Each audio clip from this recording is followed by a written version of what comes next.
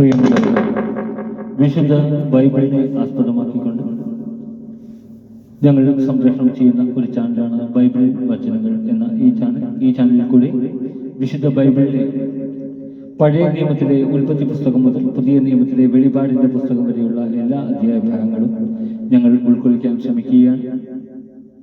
ഈ ദൈവവചന ഭാഗങ്ങൾ കേൾക്കുന്ന എല്ലാവരും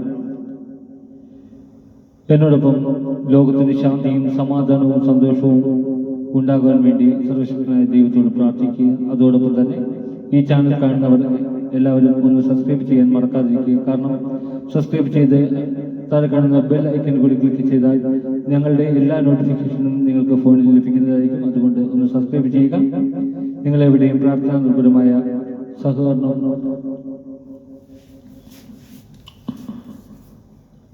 തുടർന്ന് പ്രതീക്ഷിച്ചുകൊണ്ട് ഉൽപ്പത്തി പുസ്തകം 32-ാം അധ്യായം.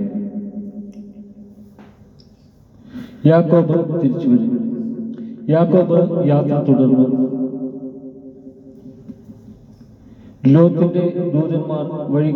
ദൈവത്തിന്റെ ദൂതന്മാർ വഴിക്ക് വെച്ച് അവനെ കണ്ടുമുട്ടി. അവരെ കണ്ടപ്പോൾ അവൻ പറഞ്ഞു, ഇത് ദൈവത്തിന്റെ സൈന്യമാണ്. ആ സ്ഥലത്തിന് അവൻ മഹാനായിം എന്ന് പേരിട്ടു. യാക്കോബ് ഏദോം നാട്ടിൽ സേർ ദേശത്ത് പാർത്തിരുന്ന സഹോദരനായ ഏസാവിന്റെ അടുത്തേക്ക് തനിക്ക് മുമ്പേ ദൂതന്മാരെ അയച്ചു. അവൻ അവരെ ചുമതലപ്പെടുത്തി, എന്റെ യജമാനനായ ഏസാവിനോട് നിങ്ങൾ ഇങ്ങനെ പറയണം, അങ്ങയുടെ ദാസനായ യാക്കോബ് പറയുന്നു, ഇതുവരെ ഞാൻ ലാബാന്റെ കൂടെ പാർക്കുകയായിരുന്നു. എനിക്ക് കാളകളും കഴുതകളും ആടുകളും വേലക്കാരികളുമുണ്ട്. അങ്ങേക്ക് എന്നോട് ദയ തോന്നണം. അതിനാണ് ഞാൻ അങ്ങയുടെ അടുത്ത് ആളയച്ചു പറയുന്നത്. ദൂതന്മാർ തിരിച്ചു വന്നു യാക്കോബിനോട് പറഞ്ഞു, ഞങ്ങൾ അങ്ങയുടെ സഹോദരനായ ഏസാവിന്റെ അടുക്കൽ ചെന്നു.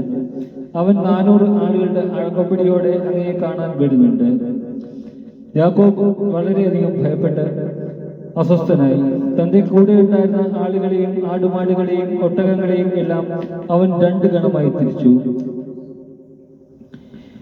ഏസാവ് വന്ന് ഒരു ഗണത്തെ നശിപ്പിക്കുന്ന പക്ഷം മറ്റേ ഗണത്തിന് ഓടി രക്ഷപ്പെടാമല്ലോ എന്നവൻ ചിന്തിച്ചു.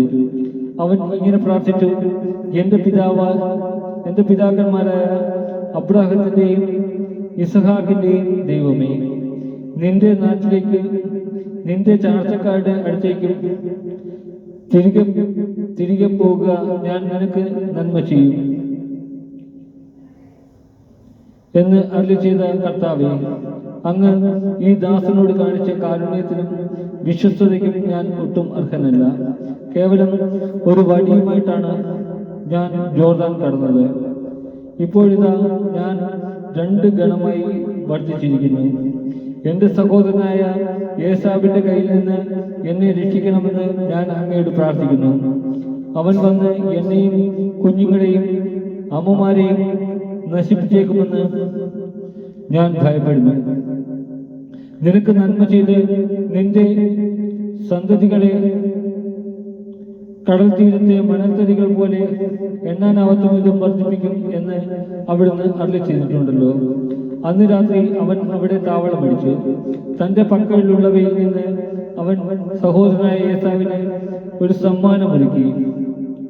200 പെൺകോലാടും 20 ആൺകോലാടും 200 പെണ്ണാടും 20 മുട്ടാടും കറവയുള്ള 30 ഒട്ടകം, അവയുടെ കിടാക്കൾ 40 പശു, 10 കാള, 20 പെൺകഴുത, 10 ആൺകഴുത എന്നിവയെ അവൻ മാറ്റി നിർത്തി.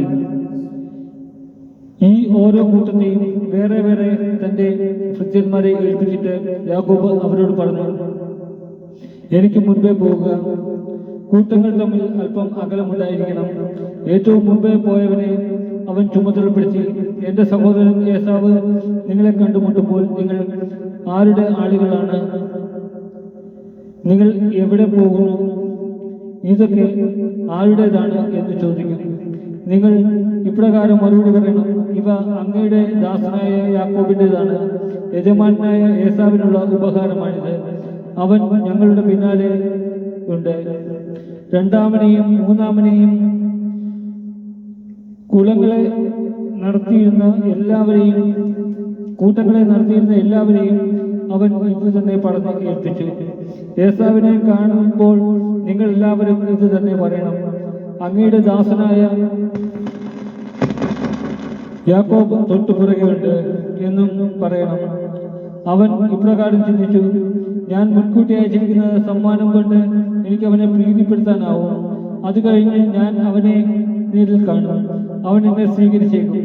അതിനാൽ സമ്മാനം മുൻകൂട്ടി അയച്ചിട്ട് അവൻ അന്ന് രാത്രി കൂടാരത്തിൽ തങ്ങി. യാക്കോബിന്റെ മൽപ്പിടുത്തം. ആ രാത്രി തന്നെ യാക്കോബ് തന്റെ ഭാര്യമാരെയും 2 പരിചാരികമാരെയും 11 മക്കളെയും കൂട്ടിക്കൊണ്ട് യാബോക്ക് എന്ന കടവ് കടന്നു. അവരെ അവൻ പുഴയ്ക്കക്കരെ കടത്തിവിട്ടു. തന്റെ സമ്പാദ്യം മുഴുവൻ അക്കരെ എത്തിച്ചു. യാക്കോബ് മാത്രം ഇക്കരെ നിന്നു. അവിടെ വെച്ച് ഒരാൾ നേരം പുലരുന്നതുവരെ അവനുമായി മൽപ്പിടുത്തം നടത്തി. കീഴടക്കാൻ സാധ്യമല്ലെന്ന് കണ്ടപ്പോൾ അവൻ യാക്കോബിന്റെ അരക്കെട്ടിൽ തട്ടി. മൽപ്പിടുത്തത്തിനിടയിൽ യാക്കോബിന്റെ തുട അരക്കെട്ടിൽ നിന്നും തെറ്റി. അവൻ പറഞ്ഞു: നേരം പുലരുകയാണ്, ഞാൻ പോകുന്നു. യാക്കോബ് മറുപടി പറഞ്ഞു: എന്നെ അനുഗ്രഹിച്ചിട്ടല്ലാതെ അങ്ങയെ ഞാൻ വിടുകയില്ല.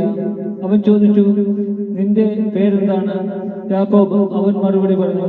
അപ്പോൾ അവൻ പറഞ്ഞു: ഇനിമേൽ നീ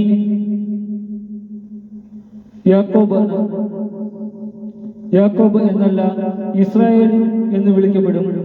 കാരണം ദൈവത്തോടും മനുഷ്യരോടും നീ മല്ലിട്ട് ജയിച്ചിരിക്കുന്നു. യാക്കോബ് അവനോട് പറഞ്ഞു: അങ്ങയുടെ പേര് എന്നോട് പറയണമെന്ന് ഞാൻ അപേക്ഷിക്കുന്നു. എന്തിനാണ് എന്റെ പേരറിയുന്നത്? അവൻ ചോദിച്ചു. അവിടെ വെച്ച് അവൻ യാക്കോബിനെ അനുഗ്രഹിച്ചു. ദൈവത്തെ ഞാൻ മുഖത്തോട് മുഖം കണ്ടു, എന്നിട്ടും ഞാൻ ജീവനോടെ ഇരിക്കുന്നുവല്ലോ എന്ന് പറഞ്ഞുകൊണ്ട് യാക്കോബ് ആ സ്ഥലത്തിന് പെനുവേൽ എന്ന് പേരിട്ടു. അവൻ പെനുവേൽ കടന്നപ്പോഴേക്കും സൂര്യൻ ഉദിച്ചു. ഒഴുക്ക് നിമിത്തം അവൻ ഞുണ്ടുന്നുണ്ടായിരുന്നു.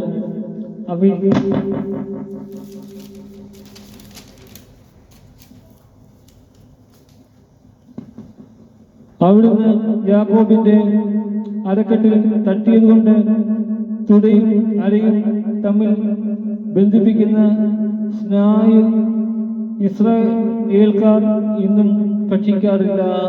നമ്മുടെ കർത്താവായ യേശുവേ സ്തുതി.